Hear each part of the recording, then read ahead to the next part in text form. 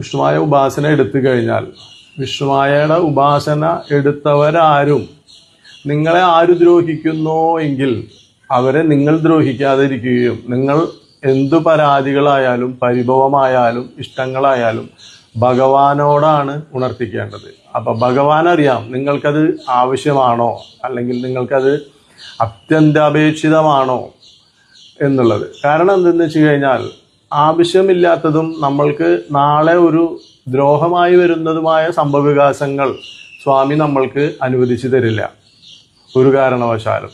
അപ്പോൾ അതുപോലെ തന്നെ സ്വാമിയുടെ അടുത്ത് അനാവശ്യമായിട്ട് ഒരാൾ ഉപദ്രവിക്കാനോ കാര്യകാരണങ്ങളില്ലാതെ എന്തെങ്കിലും പ്രവൃത്തികൾ ചെയ്യാനോ ചെയ്യിക്കാനോ ഒരിക്കലും വിഷ്ണുവായ ഭഗവാൻ കൂട്ടു നിൽക്കില്ല. ആരെയും ദ്രോഹിക്കുന്ന ഒരു മൂർത്തിയല്ല വിഷ്ണുവായ.